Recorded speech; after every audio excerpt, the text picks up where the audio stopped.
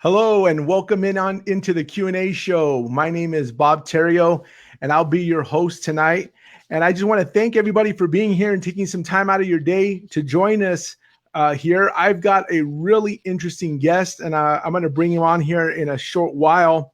But before I bring him on, I wanted to remind you guys to go ahead and hit your like button and hit your share button because we need to get the word out that we're live, and that really helps us out. So smash that heart button, hit that like button, let people know that we're on. I really appreciate that. And if you happen to catch the show in a replay mode later on, if you could hashtag replay, that tells me that you guys were on here and that you actually saw it.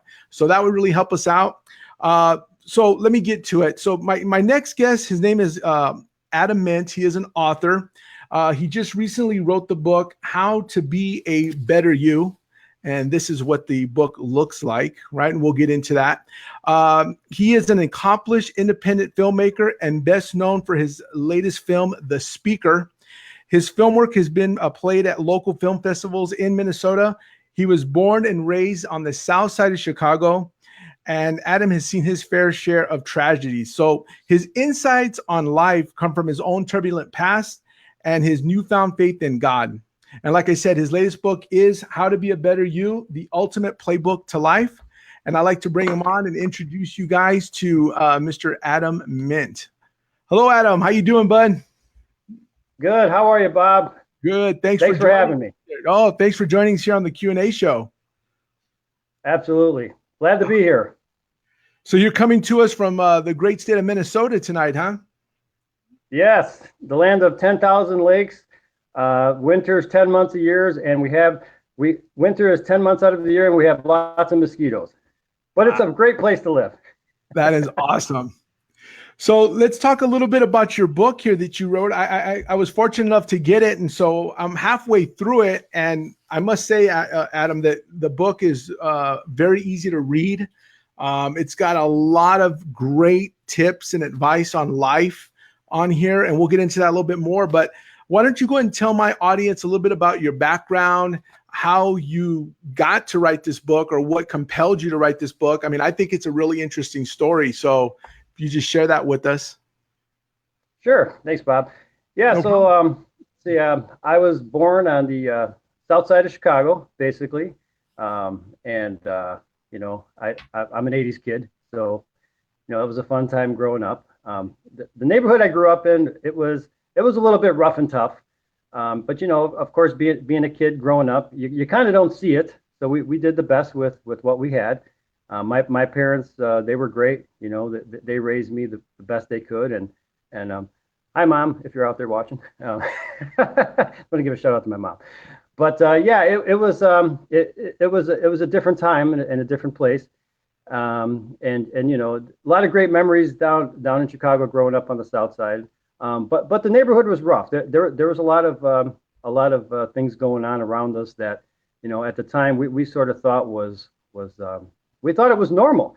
Mm-hmm. But it wasn't until I probably got to my, later teenage years and I was, oh, wait a minute. Oh, so bullets flying around everywhere is not normal. Okay. That sort of thing. When the street lights went off at night, that's when you had to be home. And there was just a lot of things that, anyone out there who's grown up in a big city or in that sort of neighborhood can kind of probably relate to.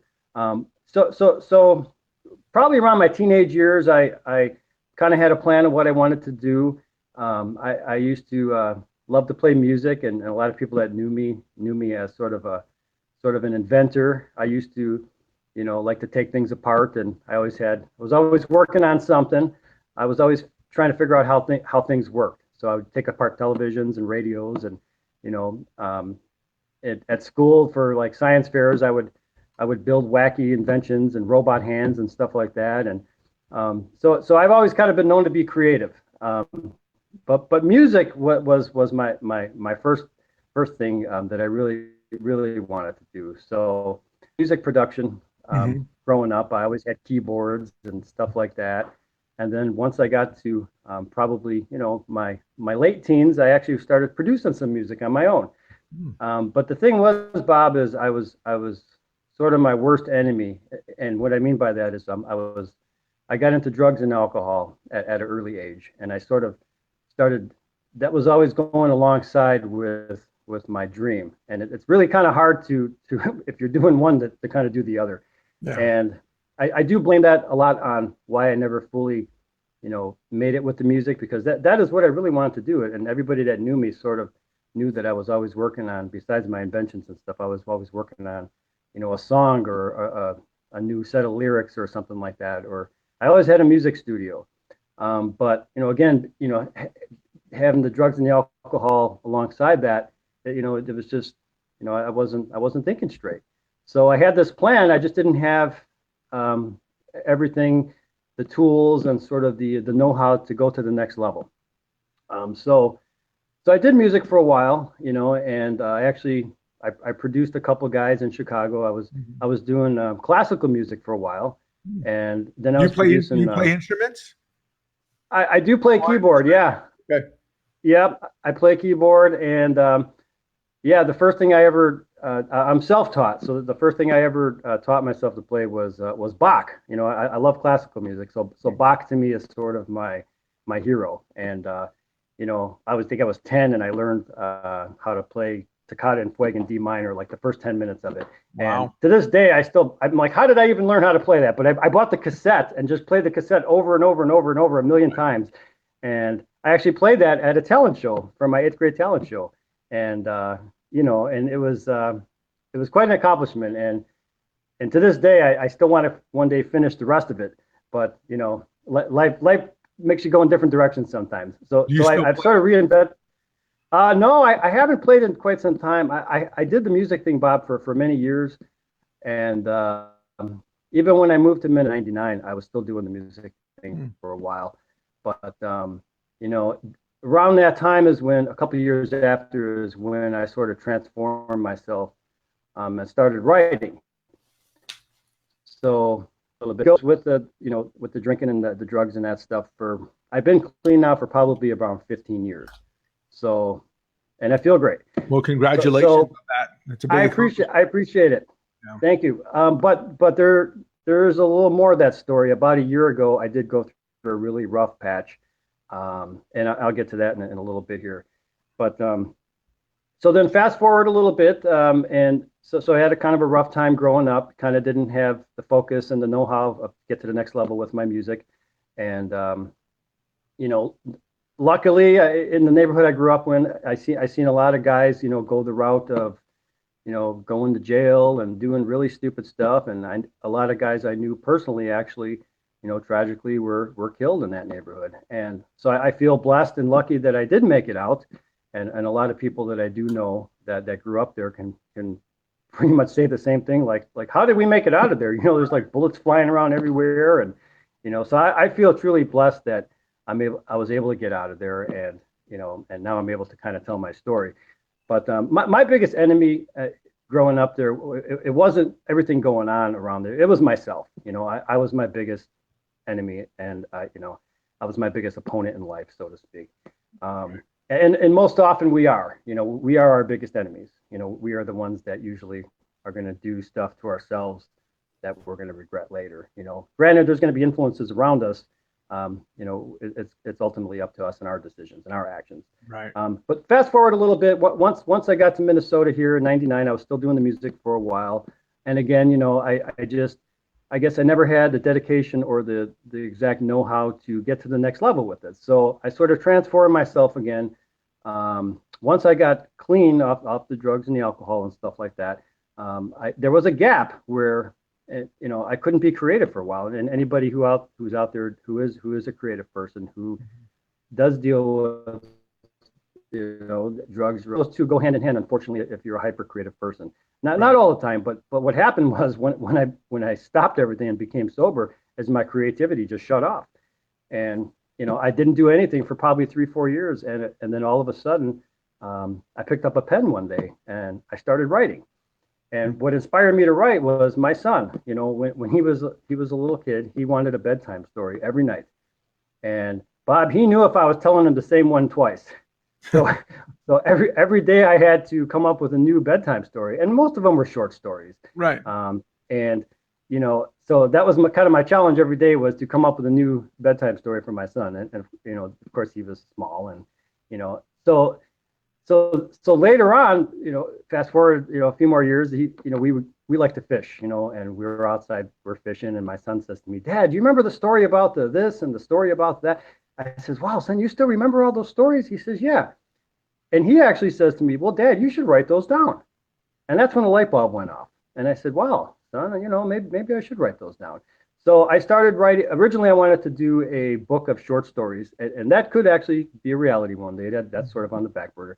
But my son is ultimately what got me back into being creative again. So basically, I started writing, and I started doing some movie scripts. So I kind of jumped from telling bedtime stories to my son. In about a year's time, I said, maybe I'll put the kids' book on the back burner. I always wanted to make a movie. So, and I didn't have any experience with filmmaking or anything like that. So I said, well, what better way to learn than to just do it? So that's what I did. I went, yeah, I just jumped in, and sometimes in life, if you just got to go for it, and that's exactly what I did. So I wrote my first film, and that was, I did four films over the course of right around 10 years, if you factor in all the writing time. So my first film, we played it at a couple film festivals here in Minnesota. And the second one I did, that one actually went straight to DVD on purpose. I produced it just to go straight to DVD. Mm-hmm. And then the third one was more of like a psychological thriller. Well, I should probably tell you what they're about. The first one was more like a documentary, almost like a Blair Witch Project sort of deal. And that one we don't want to talk too much about, because that was my first film. So that's the one, like, I hope no one digs up in 20 years and goes, "Oh yeah, and Adam, he did that film." And I'm going, no, it wasn't me. No, but every artist, every singer, every author, every filmmaker has a start. They all have a starting point. Right? I hate looking back at their old stuff, because you do become better as a person, right? You, with experience, you gain that knowledge and you get better. So it's natural, right, not to want to look back at it. Right. And honestly, like, I probably had no business making a film, because I didn't really know what I was doing. But again, I just decided, you know what, I want to make a movie. I jumped in head first. It was a learning experience, but it actually came out pretty good. And we screened it at a couple places. And my son, he actually was involved with that movie. And actually, my son's been involved, and my brother, with the production of all the films I did. So this wasn't just something I was doing on myself. Yeah, and it was a lot of fun. And so anyway, so the second film, we went straight to DVD, and that one actually did pretty good. That was a movie about extraterrestrials, and it was sort of a science fiction meets reality-based sort of film, like a documentary, is it real kind of thing. And that one did pretty good too. I was selling that one on eBay and on my website, and then I did one that was like a psychological thriller, and that one was called Paul's House, and that one actually went over pretty well. We went ahead and we screened that one at a couple places around town. And then the final one that I just did was called The Speaker. And The Speaker was the film that was probably the cumulative total of all the ones that I did. Right. Because by the time I did The Speaker, I had a lot more knowledge about how to do filmmaking and the process. And, I had a lot. It was a huge project. I mean, I probably had over 100 people involved in this one. And I wrote it, and I directed it, and I produced it and edited it and all those sorts of things. And, we actually screened that one at the Mall of America Theater. It's been about 3 years now. And we had almost a full, it was actually really well received. Now, interestingly enough, that movie is about a guy who's a best-selling author, and he's a speaker, and it's about his life. Now it's really ironic, because in the film, a series of things happen to him, and it almost mirrors my own life later on. And I didn't think that, it wasn't planned or anything like that. In the movie, the guy loses his wife and daughter in a car crash. Now, I didn't have that tragedy happen to me, but I did have something similar happen about a year ago, and I'll get into that in a second. in the film, he actually turns to alcohol, and he actually ends up losing his house and his job, and he ends up a homeless man. He loses everything.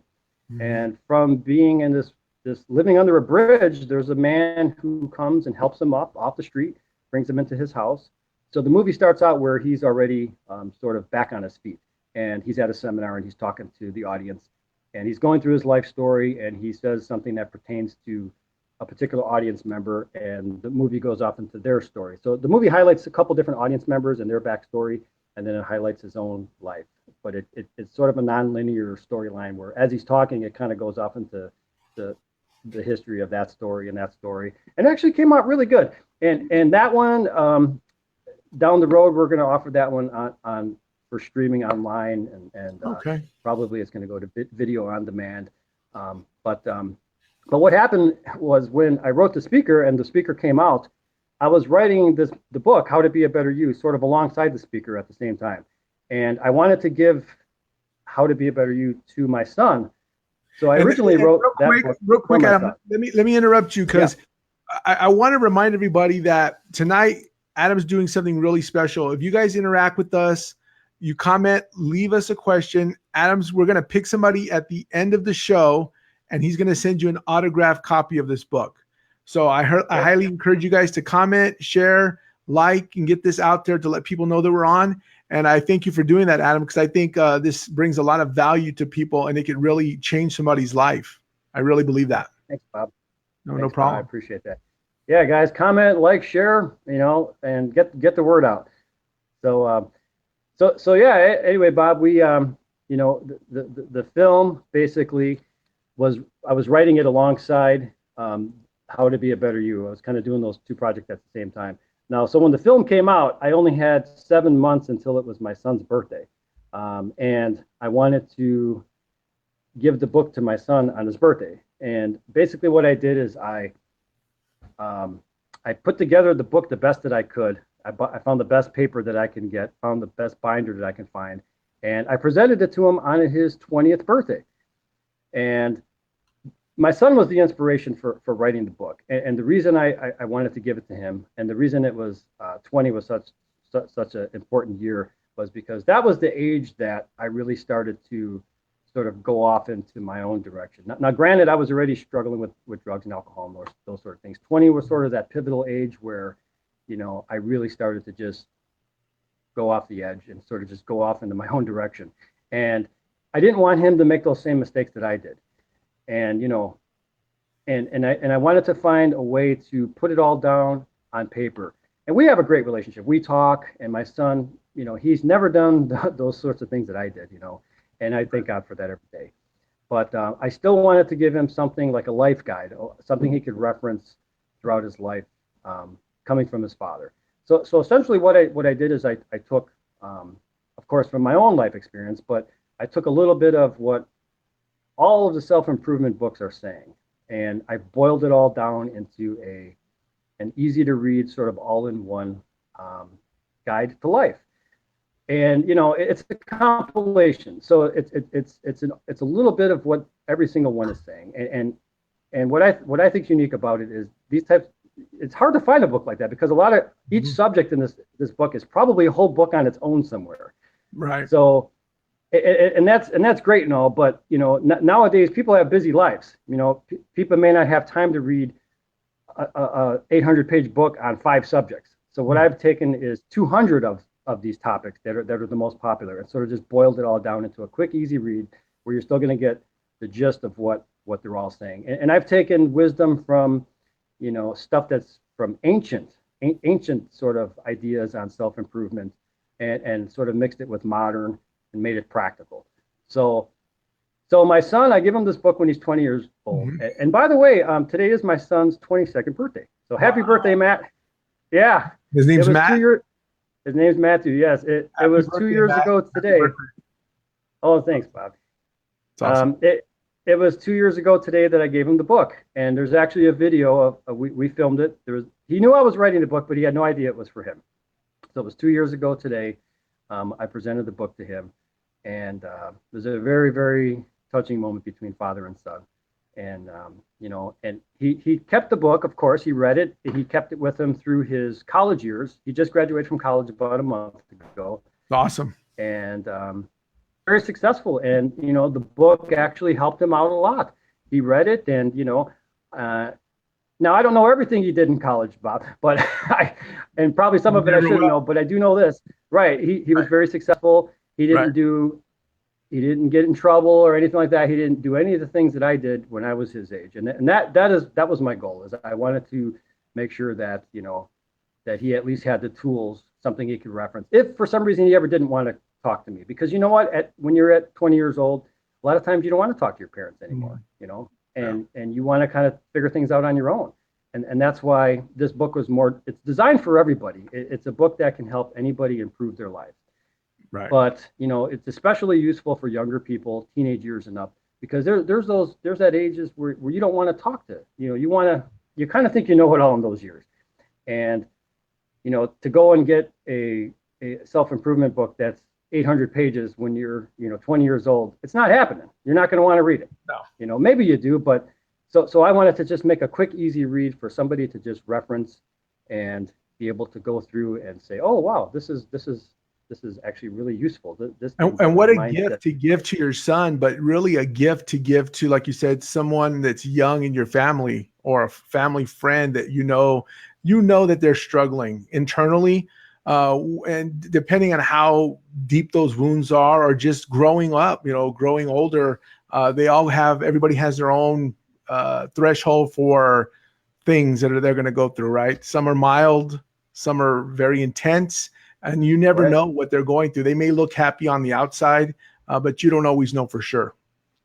Right. Yeah, absolutely. Yeah. We all carry, stuff in our hearts and in our souls. And when you meet someone on the street, and you really never know what it is that they're going through, and the book has 3 main categories. The first one is called The Good Start.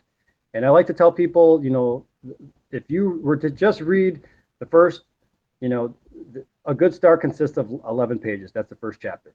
And that's just things on, having a positive attitude, being grateful, just seeing the big picture, stepping back and looking at the entire situation and going, okay, what are the pros and cons of what I got going on? Because a lot of times when we get stressed out and life starts throwing you curveballs, we forget everything. And that's what kind of happened to me about a year ago. And I'll get into that in a second, is that, everything that we've been taught and everything we know kind of goes out the window.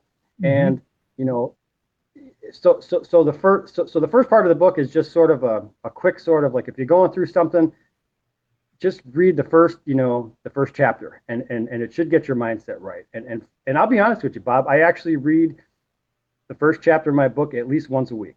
Wow. And still to this day. Yeah, because there's a lot of great things in there that keep me sort of grounded, and just a sense of gratefulness will put so much in perspective in your life. It's not always about what we don't have. It's about what we still do have, and a lot of times in life, we focus so much on what is gone and what's happened and we have all these regrets and stuff. We can't change that stuff. That stuff's history. And people forget, right? I call them first world problems, right? Everybody has problems, but if you stop and think about the way the rest of the world lives, you really don't have that many problems. Oh yeah, absolutely. I mean, what we have right now is more than some people can ever hope for or ever dream to have. Just a roof over our head. Just think about it. There's homeless people. There's people living out, with they'll never have a roof over their head. It's unfortunate to think in this day and age there's still people that have to live that way, and but that's just how the world is. So having that sense of gratefulness, I think, puts life into perspective so much. And I have, and if you just remind yourself every day of how lucky you really are, a lot of times you'll, everything else is just like, no big deal. Like, oh, okay, well, that didn't work out. Well, hey, guess what? I woke up today. I have my health. I'm alive. You know what? I'm still able to do all the little things in life, enjoy my family. I'm still able to get up and walk around. I'm still able to breathe. I mean, just those things, we take them for granted. Yeah. And it's usually not until something is taken away from us, and then we start to realize we miss it. Like, wow, boy, I missed that, so we're all guilty of it, and myself included, it's so the first chapter of my book, for me at least, it helps me put my life into perspective, and I do read it at least once a week, sometimes a little even more often, and and it keeps me on the level, so to speak. But I'm gonna just go back a little bit. So about a year ago, Bob, everything was going great. The book was in the process with my publisher of being edited, and because you're an author, the editing process is a long, grueling road. Kind of goes back and forth and back and forth. Well, anyway, what happened was life kind of threw me a big curveball. My ex and I of 24 years, we split up, and it was sort of an unexpected breakup. I don't want to get into too much details about that, but I ended up going to live with my brother. And prior to this, I've been, sober for around 15 years. But when all this stuff happened, unfortunately, I had a slip. My brother had a bar in the basement. I don't blame that one bit, but I started drinking again. So I got really bad for probably about 2 months. And when I say really bad, Bob, I mean really bad.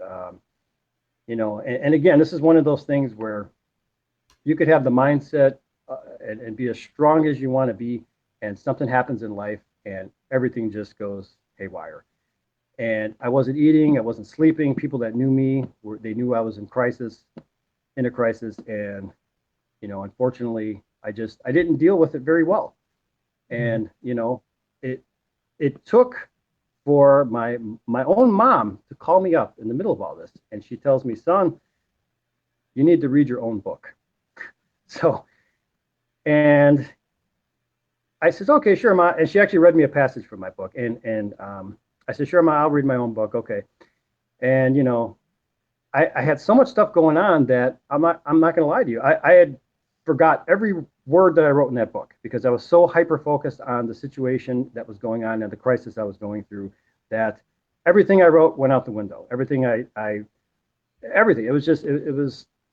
I can't explain why it happens, but I know people out there have had this happen to them. You get in a high stress situation and you just lose all your bearings. And then you throw in some alcohol and that's, forget it. Everything just goes out the window. Yeah. So it wasn't until I actually moved into my apartment several weeks later that I actually took my mom's own advice. And I started reading my book. I went to the beginning of my book. I started reading it. Number 1 in my book is always have a positive attitude. Number 2 is be grateful. And I just start reading it. And it took me a couple days to get through it. And I finished it late at night. I went to sleep. I think it took me like 3 days. And then I woke up the next morning and I took the remaining alcohol I had in my apartment and I poured it down the drain. And at that moment, I decided I'm not going to let what had happened to me affect where my life was going. Mm-hmm. And Bob, I feel great. And I never went back, and I've been sober ever since. That was it. That was the last day. That was it. I made up my mind. And I had that self-realization. So for me, I thank God. I'm a spiritual guy. I thank God. Of course, I thank my mom. I thank my book, because here's this book I wrote for my son. Here you go, son. Here's a guide to life from your father. Now, come full circle, it's this book that I have to read that actually straightens me out. And, a few people have heard the story say, wait a minute, you're the one that wrote the book. How can you? Well, wait a minute. No. Because when you're drinking and you're not sleeping and everything was out the window. I actually stopped editing. I stopped everything. And my publisher was very patient with me. And I thank them for waiting, because there was a big gap where everything just came to a screeching halt. Right. So the book wasn't published at this time. It was still in its early stages, correct? When you give it to your son, it had not been published. Exactly right. So yeah, my son actually has a version that's put together in a binder, right, with like some really nice card paper that I put together, and that's the very first version. So the version that's out now is basically the same version. It's slightly different. We changed a few things here and there. The one that my son has is a little bit more personalized, but yeah. So it took for my own book to straighten me out, and that's why. And so what it did for me is it it showed me the path to get back to being healthy again. And, you know, I honestly, Bob, if it wasn't for my book, I honestly think I wouldn't be here talking to you right now. If it wasn't for the series of events, if it wasn't for my mom calling me, if it wasn't for my reading the words that I wrote for my son, and I just said to myself, you know what, I'm done. I'm not. And I started exercising after that. I started eating better, and I got my positive mindset back, and life is great now. So what I tell people is, you know, when you're going through a crisis, when you're going through, you know, tough experiences in life, you know, and even if you don't buy my book, reach out for help. You know, talk to somebody, whether it be a counselor, whether it be a doctor, a family member. You know, just don't go it alone, because a lot of people they try to figure things out on their own, and that's when we mostly get in trouble. That's when the anxiety, the depression, and all these sorts of things they start to kick in. And you know, it's okay to ask for help. There's nothing wrong with that. And you know, and my book actually talks about that a lot in there, and it says, you know, it's okay to do it. There's nothing wrong with helping yourself, because in the end, you're going to come out and be a better person, you know, for your family, for yourself. And I think a lot of people suffer from anxiety and they self-medicate through alcohol. Oh yeah. And other things, of course. But I mean, it's rampant. You know, it's really rampant, and it affects almost every family. There, if you think about it, almost every family is affected by alcoholism or some other form of self-medication, because there's deeper issues and deeper problems going on. And, you know, people don't know why they act the way they do, or they think that they're trying to have a good time, and they're really not. They're actually miserable people, if you think about it. Right. Yeah. And, you know, that's what happened to me. I had this crisis, and I started to self-medicate, and I got in really big trouble with it really quick.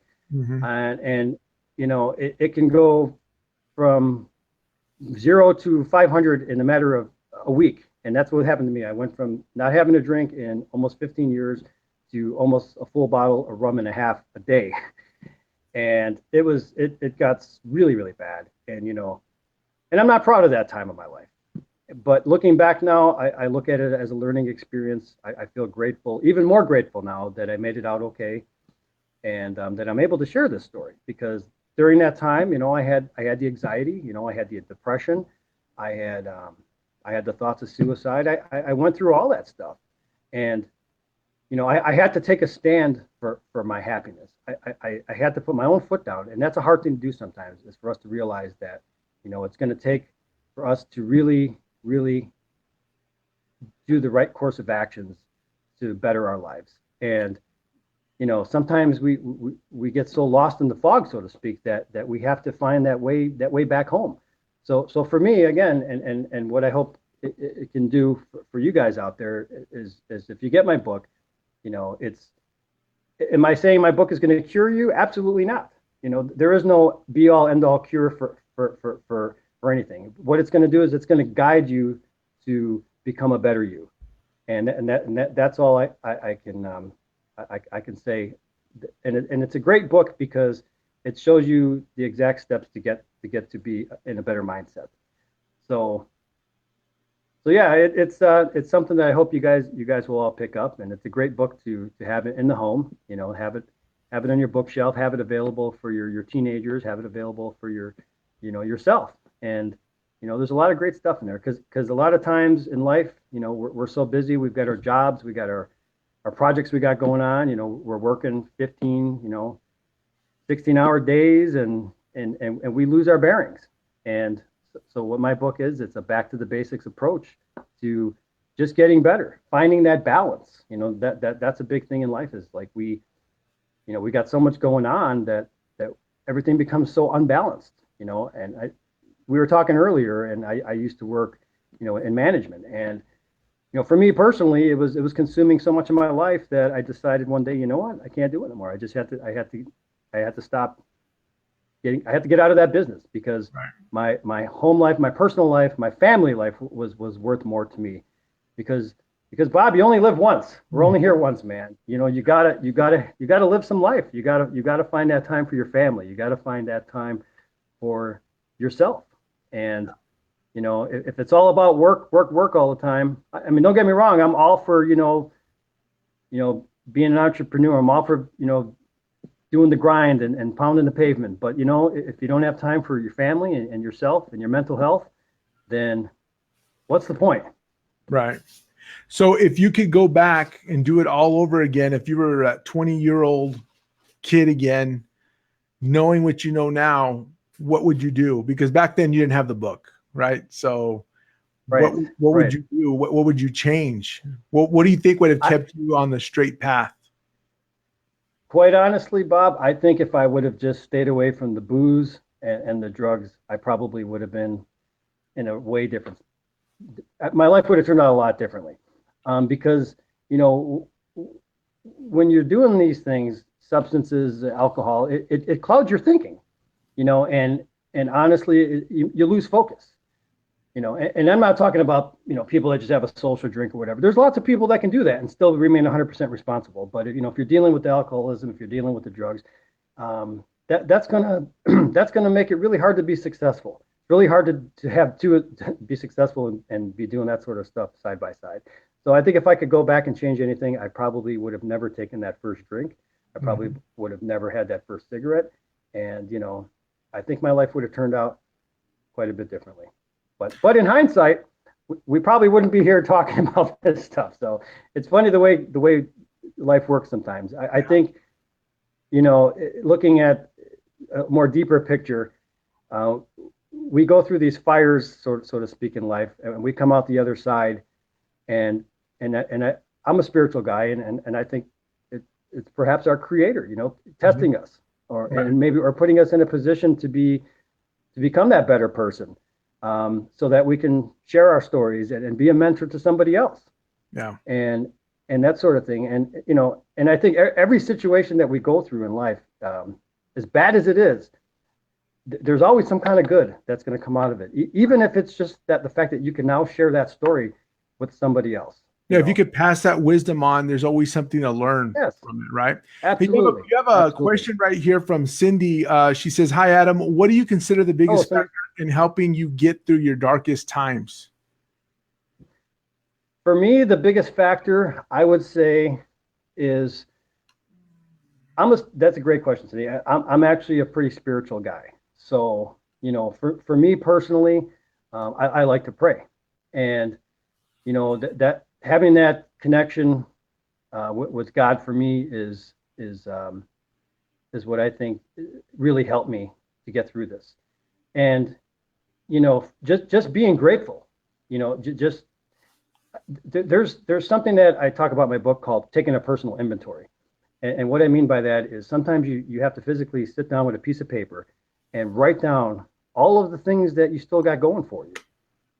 Literally, like start out with my health, my family, my job, and it could be materialistic. It doesn't have to be. It could just be like my positive attitude. So I actually sat down and did that. I took a personal inventory one day and I really did some soul searching. And I thought to myself, wow, I still got a lot going for me. And I think sometimes we have to do that. We have to kind of step back and look at everything that we still kind of have left and what we have going for us. And that for me, it helped me get through that dark time. And again, there's still a lot that I deal with to this day. I'm basically past the alcohol, of course. I've been clean now for 10 months, but there's still stuff that I deal with, of course. The holidays were kind of rough, and I live alone now, which is a big change. Coming from a household with my family. So there's loneliness. There's still a little bit. I get sad. Everybody gets sad. Mm-hmm. But I think for another way that I would say is, I like to offer advice to people, and that when you're put in a position to help others out, there's a lot of Facebook groups that I'm in. There's a couple that I'm involved in with for like alcoholism and depression and anxiety and things like that. And I'll tell you, when you're feeling depressed and you're going through those dark times, go onto those, find yourself a good group. You don't even have to say anything. Just go through there, and just by reading other people's stories, it sort of helps you put your own life into perspective. And then, so I went on a few of these, I joined these groups, but I didn't say anything for a long time. And then one day somebody wrote something on there that was very similar to my story. And I started interacting with this person. And a lot of people were offering up advice. And when you start doing that, you start actually feeling a lot better, because here you are now, you're in a position to help somebody else. Mm-hmm. So I guess I would say, like, you could try that. I don't know if you're on Facebook. Well, obviously you're on Facebook. There's a lot of different groups for these things, and right. Go ahead and join some of these groups. And for one, it lets you know that you're not alone. And when you start seeing all these people that are going through situations that are 10 times worse than yours, and you're going, holy cow, like, what I thought I had going on was bad, but my God, there's somebody that's going, and it really helps put things into perspective. But then, again, a lot of times you can offer your own advice, because honestly, everybody's a teacher. Everybody can be a mentor. Mm-hmm. And once you start offering advice to people, and they start to relate to you, you start to relate to them, it really does help you get through what you're going through. Because, and that's what a lot of these support groups and, are really meant for, is to kind of help people talk through their problems and those sorts of things. So that's what I would recommend, is get into some kind of group, even if it's not on Facebook. I'm not so let sure me ask exactly you, in your personal opinion, so if they have a child or someone in their family that they see that's depressed or sad, what are some of the signs that differentiate someone from just being sad? Because earlier you said, and it's true, everybody gets sad sometimes. So what would you say is a big indicator of, what, they're not sad, they're in a deep depression? As far as with like kids go, like with your own, like, or just someone in your family, people, or what would you say that you would be on the lookout for? I would look out for anybody who all of a sudden disattaches themselves from everybody. That's one of the classic signs, and I'm guilty from that. I when I was going through my rough time, besides talking to my mom, I sort of just went out, I went off of Facebook, I went off of social media.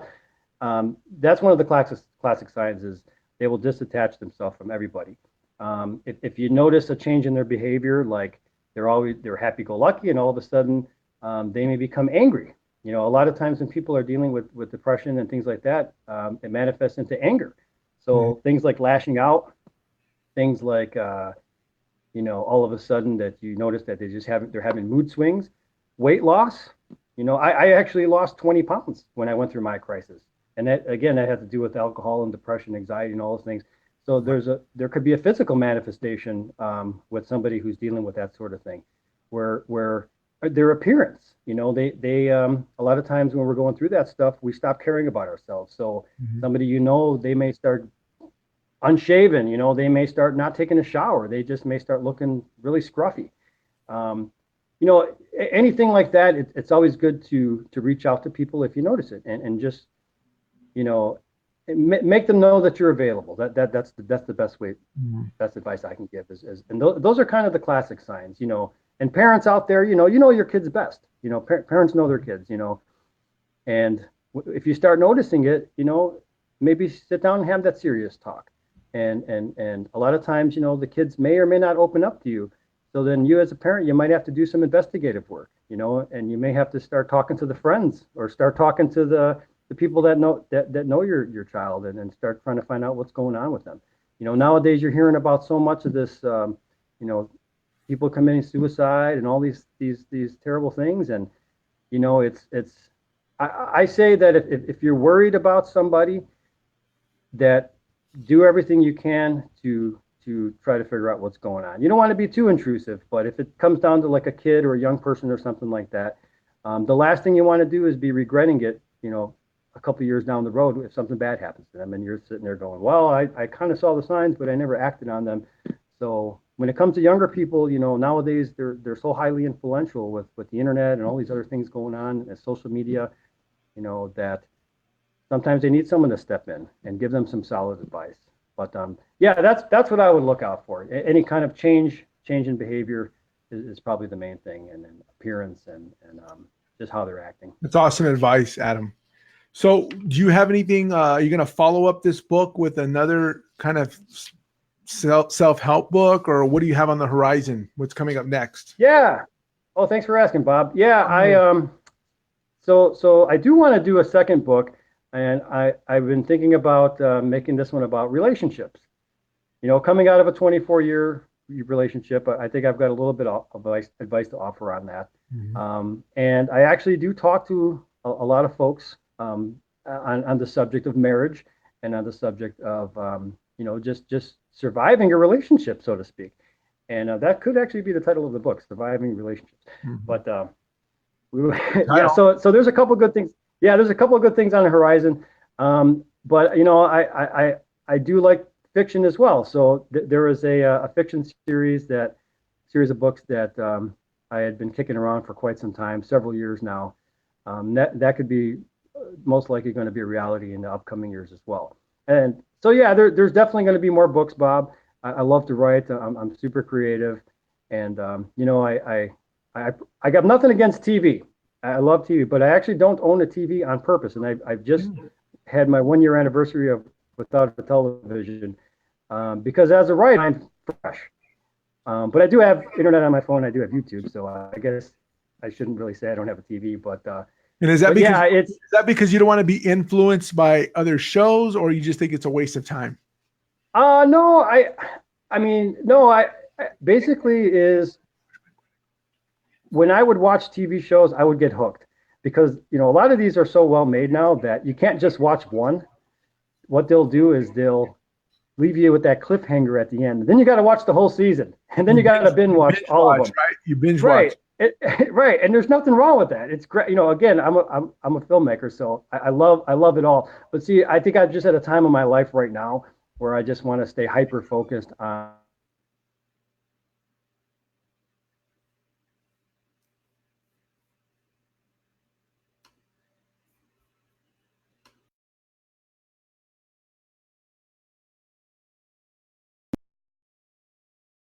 television. As great as it is at this point in my life, I think it would just be a distraction.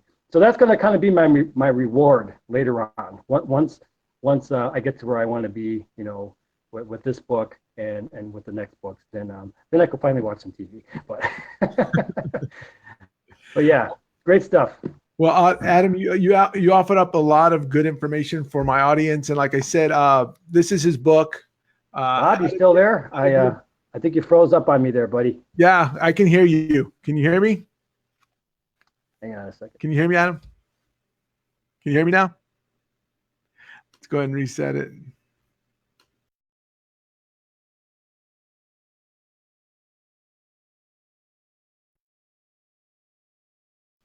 Hello, Bob. Yep, I'm here. You there? Sorry, guys, if you're all seeing this, but I think we're experiencing some technical difficulties. Bob has froze up on the screen here. Okay. So, well, you guys, this is Adam's book right here. We're going to be giving it away. I'm going to let him choose the person he's going to give it to. Again, it's How to Be a Better You, the ultimate playbook to life, and you can get it on Amazon. And we really appreciate you joining us here today on the Q&A show. And until next time, we'll see you guys. Have a great one. Bye-bye.